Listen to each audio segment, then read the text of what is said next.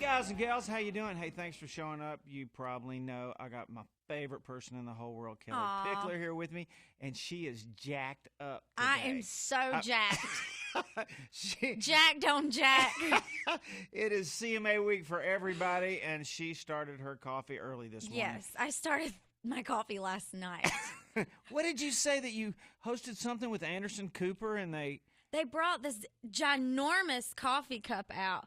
Or not coffee cup, like coffee dispenser. Yeah, like a pot. But it was held gallons of coffee. Yeah. And I probably drank the whole thing during the show. What were you doing with Anderson Cooper? He has his Anderson Cooper Live show, and I was just co-hosting with him. Cool. To help interview different people. So you had other guests on there. Yeah. So it wasn't really like I wasn't being interviewed. I was interviewing other people, which is so hard. It's so hard to be on the other side of the mic. You know, we're, for the most part, are used to, being asked all the questions. But this is hard. What do you think's the hardest part about interviewing somebody? I think, especially if you don't know someone, you don't know what's going to be touchy topic or not. You know, if you're not briefed on it beforehand, you might ask a very ignorant question, and which wouldn't be the first time for me. But you're a good visitor, so you like visiting, and I would think if you listen, you're a good listener too. You hear what somebody has to say and kind of pick up on that. You kind of I guess you play it by ear. I do better winging stuff. If I have a plan, I'm going to mess up. It's just a guarantee. But if I wing it, I'm usually good. Well, my guess is you probably didn't have terrorists and stuff on the show to worry about. Who was on there, Jim? Well, Housewives.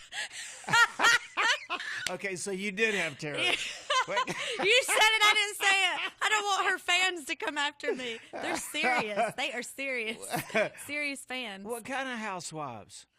Well, okay, so I didn't know this because I don't watch the show, but one of the housewives from, I think, the New Jersey episodes, she was on, and she was very lovely. She was very sweet. Like Snooki or somebody. It wasn't her. It was yes.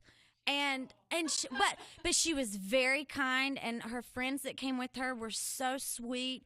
And I didn't know this until after I asked the question, and then I got on Twitter, and her fans were all mad at me. What? I asked her, she was there promoting a recipe book that she, had just released of just recipes. And because I think she's maybe Italian, and so it was like Italian food. And I was really not briefed on it, much beforehand. And so I was asking her, now, are these your personal recipes? Are these from your family? And I didn't know. And, she was nice about answering it. But her fans, apparently at that time, there were other people that were on her television show that were saying that these aren't her recipes. This is fraud, and this is this and that. So it was a hot topic, but and you I didn't even know. I didn't know, and so I was actually just trying to steer the conversation away, and just kind of. So are these your personal recipes, or are these recipes that have been passed down in your family? And I didn't mean it the way that her fans took it, but I got death threats from her fans. I mean, you would not believe just the people, the words and the things that they said. And I'm like, I didn't know that she was in speculation of this not being an original cookbook. I didn't know that when I went into the interview because I've never watched the show, so I didn't know. Well, how did she answer? She was very kind about it, but I do remember her looking at me like, really? Are you really going there? And I was thinking, ooh, I just got eyes, the eye shot, that little eye glance. But I can understand because she didn't know that I didn't know anything about it. So I totally get it. I would have probably reacted the same exact way. But there's just, you never know. People, I know. You can never assume that everyone knows who you are and what you do and what's going on in your world. Because we're so crazy busy and pulled in 100 different directions. I don't even know where I'm at right now. So how am I supposed to know where you are and what's going on in your life? But I felt so bad, and I literally, I called my publicist. I was like, I feel really bad. Should I release something to her fans and say, I didn't know that there was any controversy going on there, or should I just let it go? And they said, just let it go so it doesn't fuel any, do anything. But I'm so sorry that it was a hot topic, apparently, and I just live under a rock, so I didn't know. But I obviously I feel bad about it now because this was a year ago, People get I would never intentionally hurt someone's feelings. And it was so crazy because I had just met all of her friends right before, and they were so kind. I was like, oh, my God, they all think I'm mean, and that I was trying to be nasty, and I wasn't. But, okay, next. Yeah. Sorry. Well, I was talking to Taylor one day, and we're good buddies, and I thought after the Kanye incident, she had done such a nice job. She handled it very much like a lady, I thought. Yeah. I mean, that was years ago, but people still talk about it. And she, even after that, she kind of did a song, which I thought was sort of a cool rebuttal, and I asked her about it, and, and she looked at me like, what are you doing? Yeah. And I'm like, what do you mean? Yeah. I was just, you release it, you talk about it. I know, so and I guess she's such a big target. People are always throwing rocks at her, and Definitely. I try to defend her all People I can. throw rocks to everybody. Drop it. I was just part of it. I thought you handled it great. That's all I was saying. I don't know what's going on here. I'm sure there's some big brouhaha going that I'm not aware of. It's a sensitive thing, I'm sure. Yeah. You guys wrote a song together that was a cool record. It feels like forever ago, and it was. We were both opening along with Jack Ingram on the Brad Paisley tour. This was my very first country tour after American Idol, so of course I'm pumped and scared at the same time. But I had went through a rough patch with this guy that my first love, just that first love that you think you are in love, but you don't really know what it is. And we were together for several years, and it just ended pretty badly. If you listen to the song, you'll it's pretty self-explanatory. Like what happened? But, like what happened. So, is that sensitive?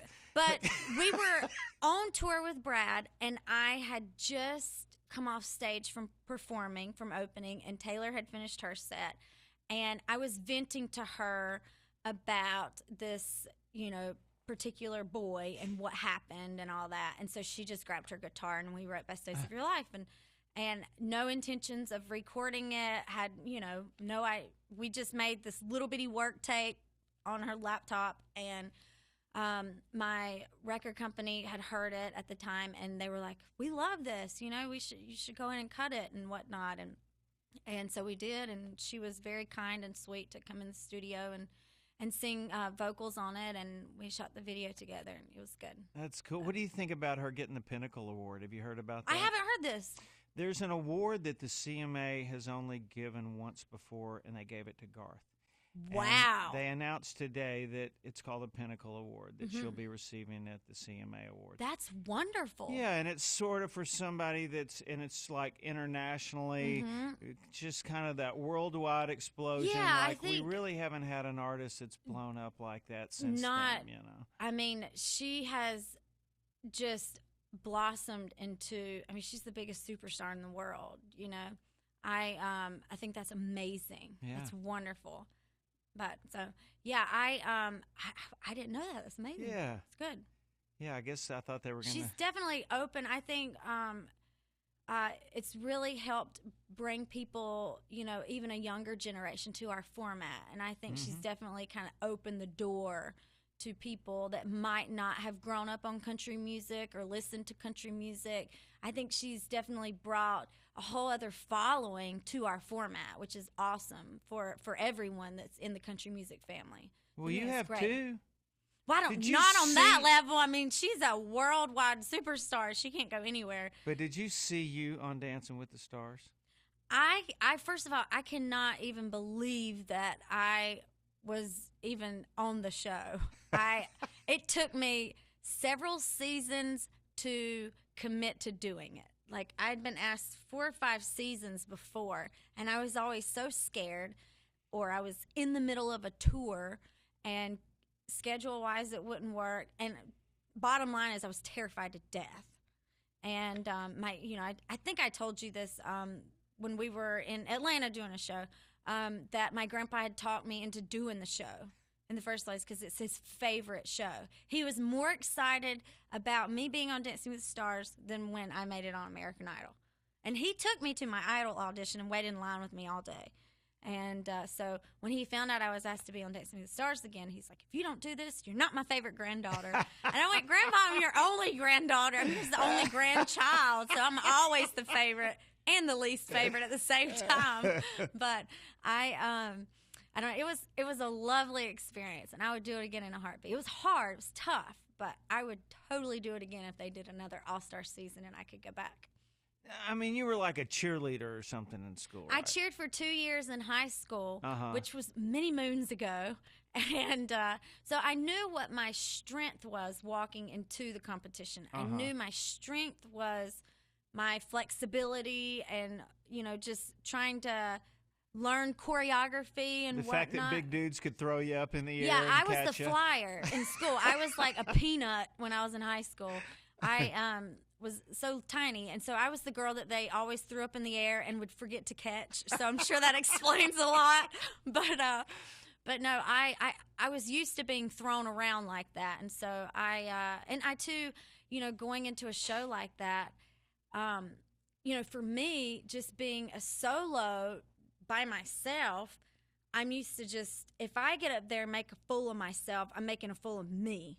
But when you go out there on the dance floor and you're with a partner, it's like, okay, you're a team.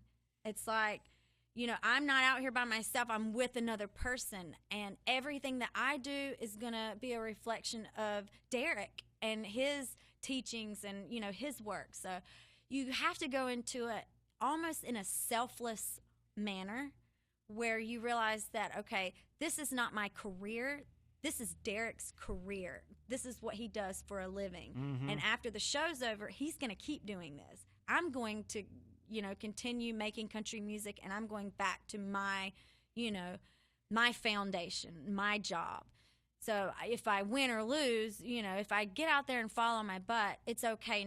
No one's expecting me to be great because I'm not a dancer. I've never ballroom danced in my life. But if I get out there and do great, that's great. Just all about just working hard and just. What was Derek's overall attitude as a coach? I mean, did he? I love Derek. People watch the show, and I think they've seen in previous seasons where, he's tough and da-da-da-da-da. But the thing is you have to have someone push you. If you watch this football game, if you watch the Super Bowl, any football game, college, pro, whatever, the coach is going to, he might not always tell you when you're doing something right, but, and you do need a little bit of positive, like, great job, man. Great game. You played your butts off, but you need to be able to take constructive criticism. And if you sign up for anything like this, even just in the music business, you have to be able to be pushed. You have to let people push you so that you're better. And he's a great coach. He's a perfectionist. Did you ever have a moment when you're like, he's really pissed? There was they showed it, actually. I think it was we had to learn 2 or 3 dances, and 2 dances and then group dances all in the same, 4 days. And I had gigs. I was touring during Dancing with the Stars. So Derek would fly with me wherever I had a concert, and I would be doing concerts on Friday, Saturday, and we'd catch a red eye Sunday so that we could make it for camera blocking. Wow. So we were really, don't be surprised if you were to see us doing the Argentine tango through the airport terminal, to our gate, because that might have been the only time we could rehearse. But, we were able to make it work. But I don't know. I think it's really just about, I don't know. I make my mind up and I got to make it happen. I don't know. But he's a great coach, and I admire him for being so passionate about what it is that he does, because I'm very passionate about what I do in my art. I want to be around other people that are just as passionate about what they do. It rubs off on you, and you have a greater respect for what they do. Having been through the dancing ringer, I totally look at it completely different than what I did beforehand. I have a completely different respect for it. But I bet that first performance had to be the one. every performance, you can ask Derek. I'm a very strong person. I'm tough, but I am the most insecure person I know, to be honest. It's so crazy because Derek would constantly, he had to verbally talk me through everything, and while we're getting ready to start the dance, and, the announcer comes over the intercom, dancing the Argentine tango, Kellie Pickler and Derek. When his voice came over the intercom, my heart would fall down into my feet. Like, this overwhelming, like, my chest would tighten up, and I'm nervous wreck. And Derek's like, forget everybody's around. It's just you and I. It's just you and me. We're going to dance on this floor. This is just like rehearsals. You're just in your costume and hair and makeup. Just dance like nobody's watching. This is just you and I. This is us. So ignore everything. It's hard to, it's hard to forget that there's 10 million people watching, But it, overall was a wonderful experience. And of course, we had our moments. It was during our Paso. And I think we had to do Paso and Viennese Waltz in the same night in group numbers. Did you even know what that stuff was? No, I still don't know what it is. I just sound like I might know what it is, but I don't. But we had that breaking moment. And you can see me, if you look back at the footage, you can just see me. The people listening can't see me right now, unless you're watching on the web. But I just go, he had his little moment, and I went. I was just, and it was funny the way that they shot it, because he's like my brother. Like, we would never, you argue with your brother every now and then too, but we got along great. I think the chemistry that season was perfect. Well, we were proud of you. Thank you, baby. How about USO? Have you made a trip since? When's the last time you went over? I think maybe you've been since the last trip we did, I think, was in January or December. We try to go every year. I think we went, it was last Christmas we went. We went last Christmas. It was the Chairman Tour. So we were with Chairman Dempsey and his lovely wife and his Joint Chief of Staff, his crew. It was amazing. And that was my 6th trip, and we're planning our 7th now. So. Are you starting to recognize that? I mean, I went over there right after you had been there, and it was Kellie this and Kellie that. Oh, really? Oh, my God. And she's so cute, and she about shot some people with a machine gun. Yes. There were several incidences that are classified and we're not supposed to talk about. I was supposed to talk about that. Oh, I need another drink on that one. We'll have to talk off camera later. It's a lot more fun this way. But I will say, of course, we go there to take a little piece of home to our servicemen and women. That's what it's all about. We want to make people happy. We want to make them smile and help them as much as we can escape where they are, whether they're in Baghdad or Afghanistan, wherever. We want them to forget where they are, even if it's for just 10 minutes. Maybe we're able to do a 75-minute show.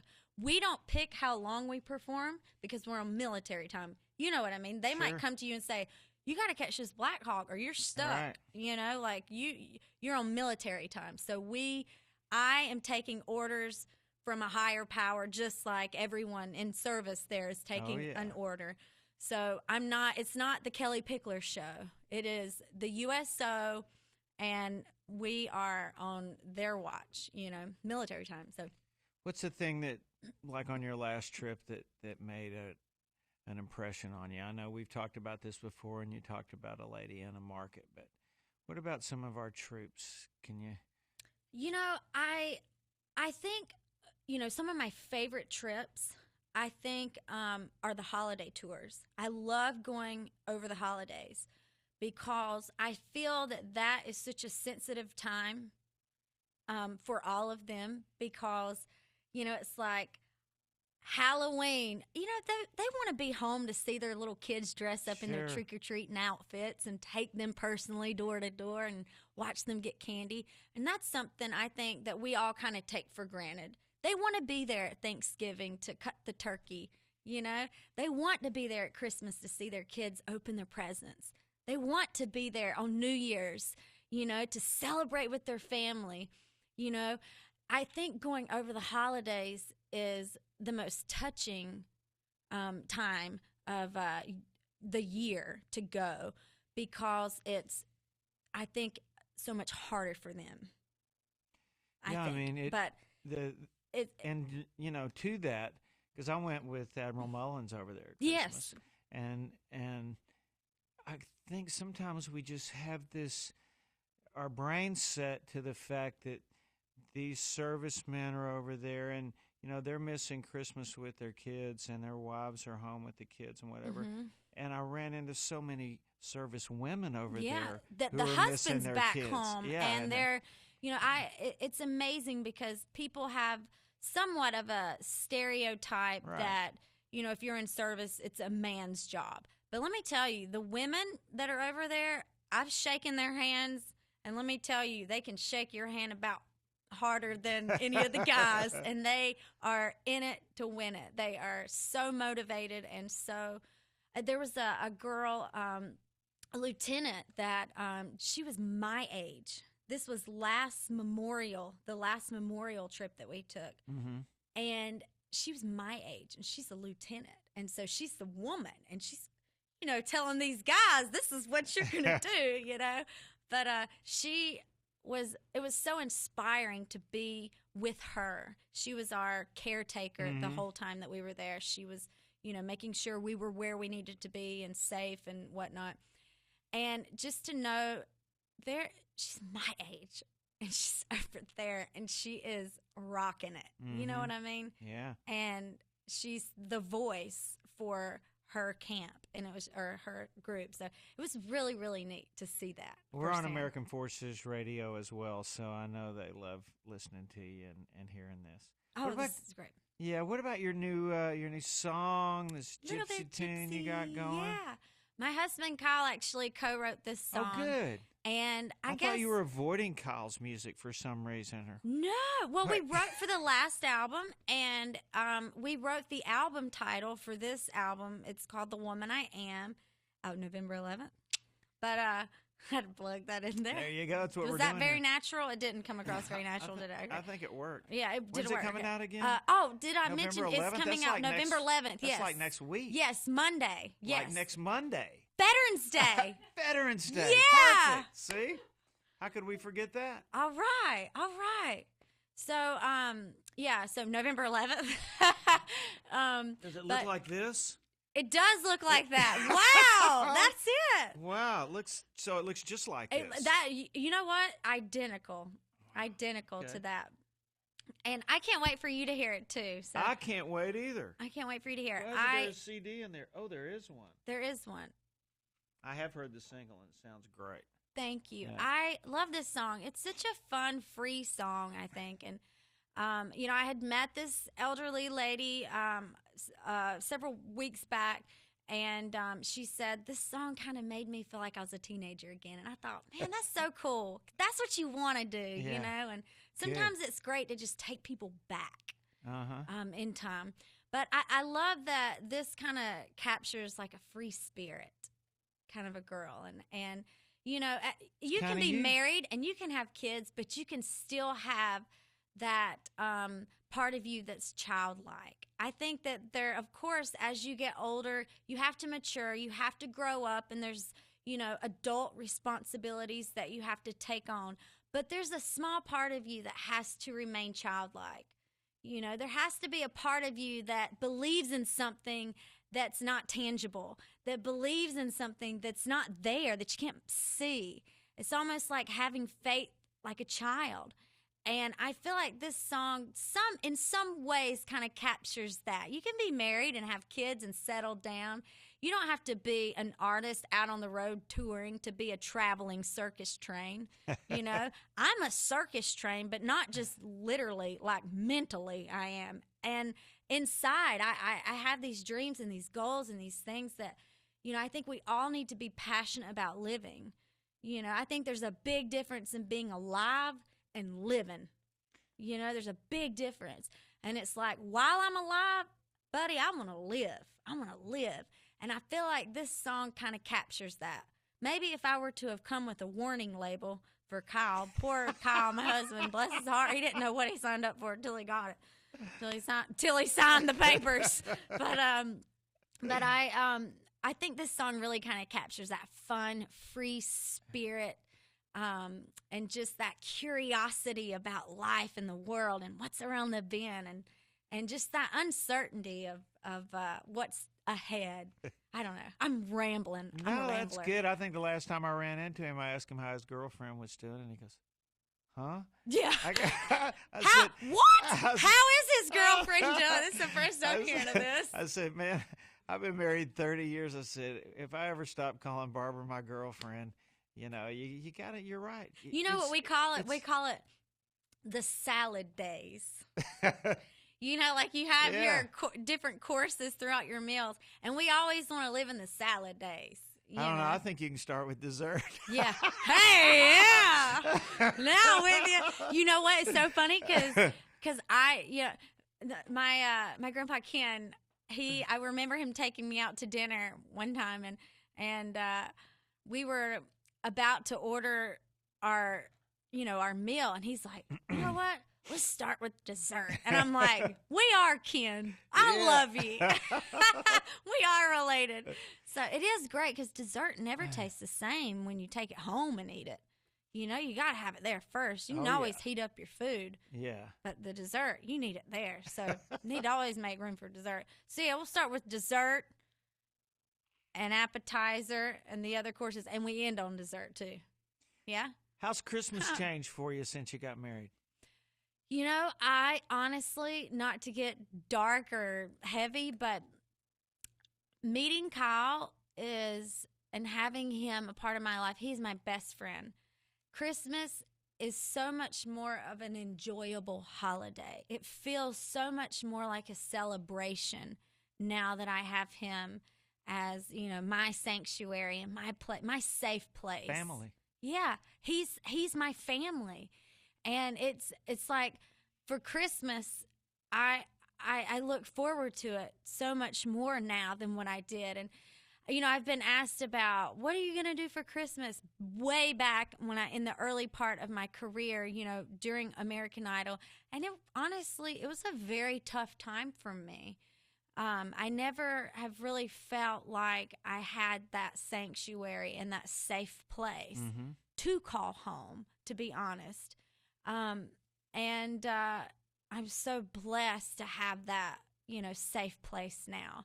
And Christmas now is so much more enjoyable, and it's so much, like I said, more of a celebration. And I remember when I first moved to Nashville, spending Christmas down in the honky tonks on Broadway in Nashville. I flew one of my girlfriends from home that she, was able to come to Nashville and spend Christmas with me, and we were down honky-tonking. We were down on Broadway singing Christmas songs, and depressing country songs, but it's so different now. I finally feel like, I have that person to, I have that safe place. I have that sanctuary. So the holidays are much more enjoyable now because they have very much been very lonely. So, like, how'd your tree conversation go? The tree conversation? Yeah. Well, growing up in the country, of course, we'd always go in our backyard because we were surrounded by pine trees, and we'd get our own tree. But I don't know. I don't know if we're even going to put up a Christmas tree this year. We probably are, but we're so busy. My last day is December 28th. I don't have a day off until December 28th. So we're going to be gone all over the holidays and everything. We're not even here. But I like putting up the Christmas tree now. I used to never put up a tree, ever. I never put up a tree. In fact, Summer, that I shaved my head with last year, she's like my big sister. She's the biggest Christmas person in the world. I mean, she every day, any time of the day, you call her, she's watching QVC. You're going to get a Christmas gift and it's going to be off QVC, okay? She lives for QVC. That's her reason for living. And she's the biggest Christmas person. She starts playing Christmas music in June. No lie, okay? Like, it would make you sick, okay? And I was the Scrooge. I was like, really, Summer? She sent me a nightlight of a Christmas tree. And she's like, I just wanted you to have a Christmas tree. It was for my first Christmas in Nashville. And I think I spent it alone. I was just here or working or something. She's like, you're going to have a Christmas tree. And so she sent me this little nightlight as a joke. Aww. So I plugged it in the wall and took a picture of it and sent it to her. I was like, thanks for the tree. When we were first here, we didn't have any money. I mean, literally, Barb and I were living out of a coffee can, you know. We had a little tiny apartment on top of a guy's workshop. And I came home from writing one day, and you know, she had this crocodile tear in her eye. And I'm like, what's wrong, you know? And she's like, I don't know, we just don't have a tree. And, you know, we're here in Nashville. It's not like we certainly can't afford to buy one. We don't have any woods around here. You know, we lived over by Centennial Park. And we got into the eggnog pretty good, and I finally said, you know what? I'll be right back. And a friend of mine was over there with us on our eggnog excursion. And I said, come on. And I grabbed a tree saw that gotten out of my grandmother's garage, you know, with a few tools I had brought to Nashville with me. And said, let's go. And he's driving, and he goes, where are we going? I go, I have no idea. Yeah. So we're going to drive till we see a tree. And anyway, we had Charlie Brown Christmas trees growing up. We passed the local golf course, and it was like... You stole the tree? I rolled out of this van. That's so funny. I'm like, they can afford it, and I can't. Yeah. And I came back, and I said, look what I got, huh? Yeah. It wasn't very big, but it was a really nice one, yeah. And, we nailed it up, made some decorations, popped some popcorn. And it was made all your good. Streamer to put around the popcorn. Hopefully they'll forgive whoever that was. Yeah. That got There's just the golf course. A sad little stump there. I'm sure the dues went up on the membership. Sorry about that. Definitely. No, I remember when I first moved to Nashville, which was right after Idol, the tour manager had come to us because, you know, after the show, the top 10 tours, they do the Idol tour, and the road manager came to us and, you know, it was like, the last show's coming up. We're going to get everybody a plane ticket home. Where do you want to go? This is the end of the road. And I was like, well, I mean, I could always go back to Carolina. It ain't going anywhere. So just send me to Nashville, and I'm going to see what happens. So I moved to Nashville. I had all of my clothes that I owned could fit in my suitcase, could fit in my little Ziploc bag. I had all my clothes with me, and so I just moved to Nashville. I lived in a hotel for weeks until I got an apartment. Wow. And I literally, got a small apartment and had nothing in it, no furniture, nothing. And I went and bought a mattress.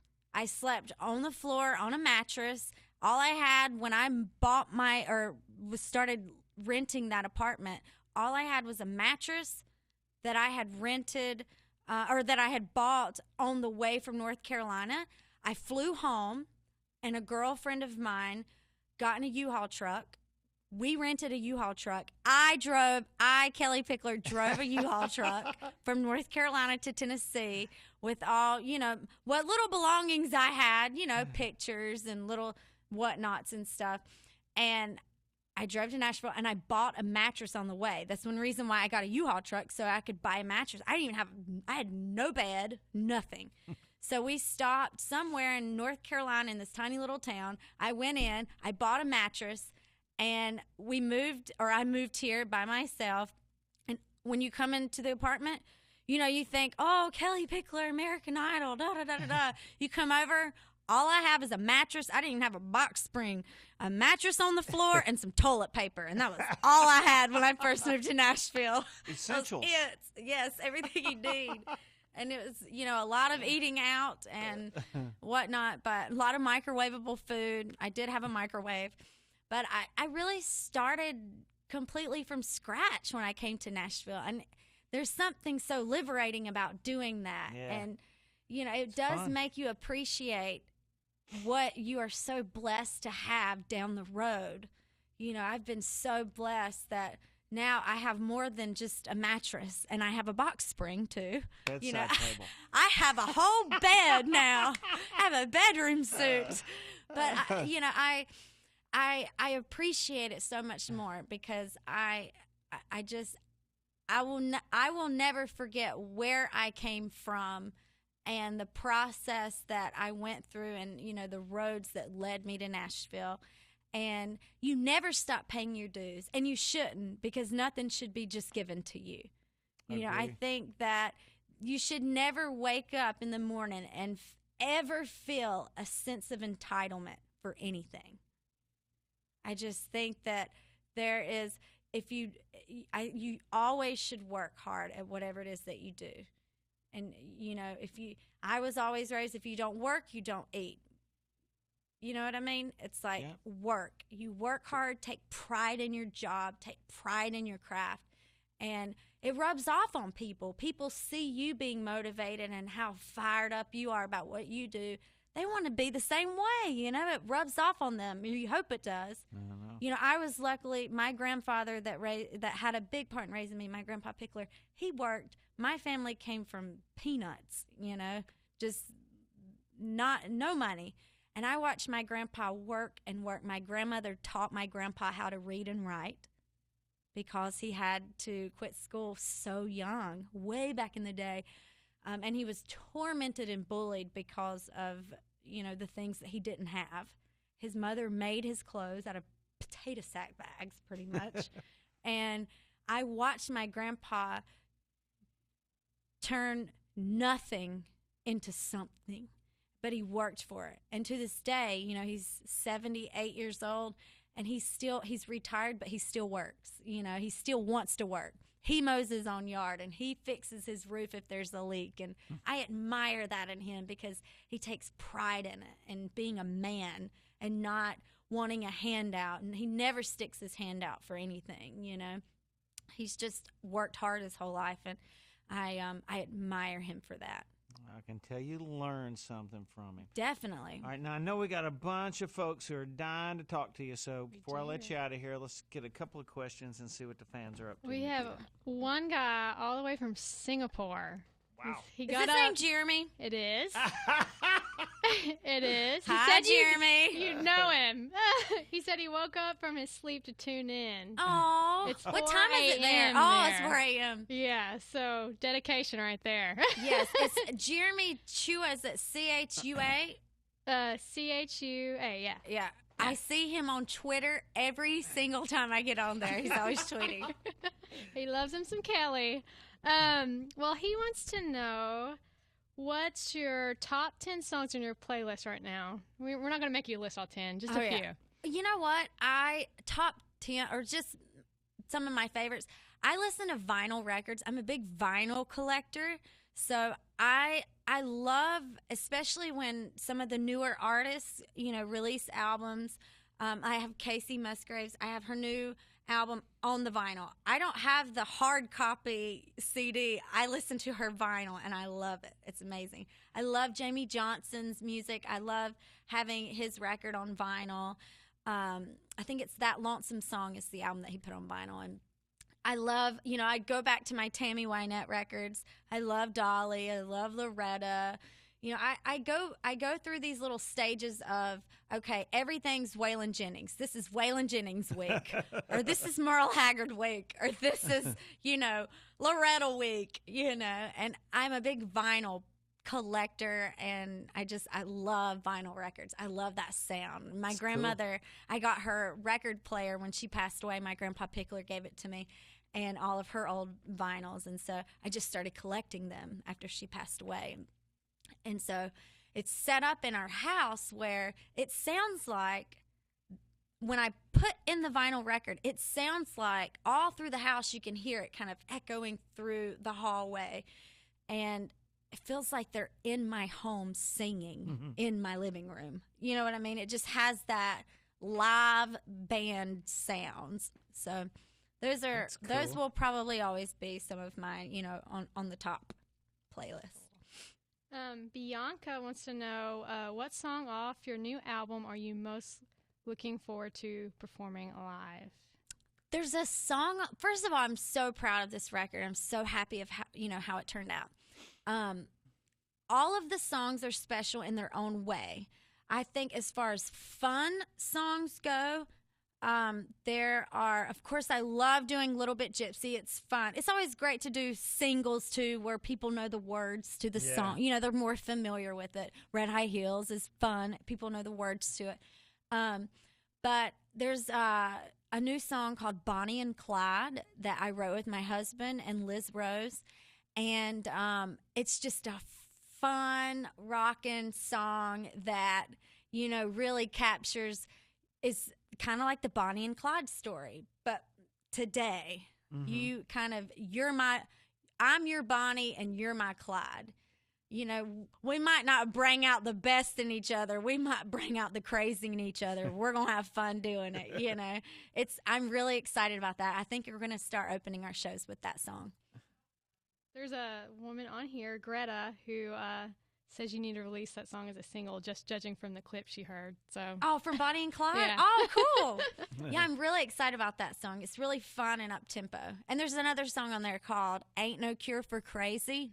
And fits me to a T. And I'll tell you how that came about. I was in the middle of doing Dancing with the Stars and recording the record and touring. And I called my husband, and he was on a songwriters retreat in Rosemary Beach down in Florida. It was him and a few other guys. They were down there writing songs. And I called him, and I was like, hey, baby, what are you doing? And he goes, oh, I'm just sat down with the boys. We're about to write a song. And I went, well, write me a song. I'm cutting. I'm going to the studio. I need songs. You know, we're coming up on our deadline, and my record's not finished. I'm still looking for a few more songs. So write me one. And he says, okay, all right. So he hung up the phone, and him and 3 other grown men wrote Ain't No Cure for Crazy. I don't know what they're trying to call me, but I've been called worse than crazy, so I'll take it. But I'm looking forward to doing that in the shows too, because it's really a fun song. Very cool. Hannah wants to know, what's your favorite thing about touring? My favorite thing about touring, well, ever since I was a little girl, as far back as I can remember, just growing up in a small town, and you know, I had not seen the world and much of anything outside of my little fishbowl. I've always had this crazy dream of traveling the world. I just want to travel. I want to live on the road. I will live out of a suitcase for the rest of my life. If that's his plan for me, then that's what I want to do. So I think the best thing about it is I love touring. I love waking up in a new city or in a different country, or I want to see as much of the world as I can. I feel that I've learned so much and grown so much as a person, stepping outside of my comfort zone and swimming outside my fishbowl. You know, it's like I've been able to go swim in the ocean, you know, and see the world. And there's so much more that I have to see before I pass. But touring, and of course, it's great. I mean, you know this. I mean, you're a legend. You go out there and you sing songs that people, it's changed their life. I think most of us have that part of it in common. I mean, we have a gypsy soul to start out with, but most all of us grew up just wanting to go and run and see and do. Yeah. And, you know, the fact that we can do it and and meet bang on a guitar. People and hear their stories. It's so amazing when, I mean, I'm sure that there are those particular artists that you might have grown up listening to, or, you know, you're a fan of, that really kind of inspired you to pursue this in the first place. But their songs might have changed your life in a way, you know. I want to bring joy to people, and and in return, I get so much joy from seeing your eye. I want to see you smile, not with just your teeth. I want to see you smile with your eyes. because when you smile with your eyes, I feel like I see your soul. I feel like you're smiling with your soul. And I get so much, I find so much joy in touring and meeting all these people and hearing their stories about where they come from and why they are the way they are, you know? And I love hearing people's stories. I'm just such a people person. All right, one more, Nikita, and we got to let Kellie out of here. All righty. Because I'm rambling. I take 10 minutes to answer one question. I like it. It's meaty answers. What did you do with your Dancing with the Stars trophy? Where is it? Is it in your house? Did you give it to your grandpa? Like, where is it at? It's sitting on my porch. Like, when you know, I'm just kidding.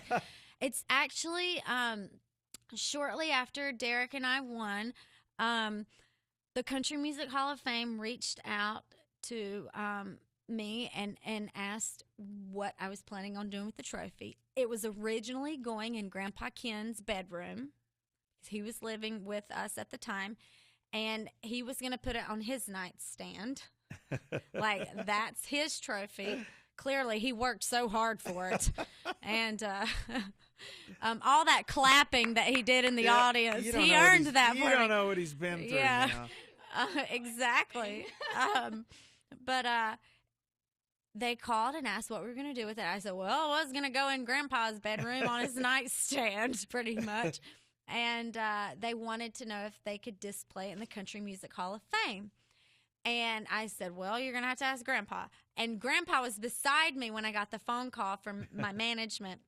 And I said, Grandpa, Country Music Hall of Fame, they want to display the Mirrorball Trophy. Is it okay if they have your ball?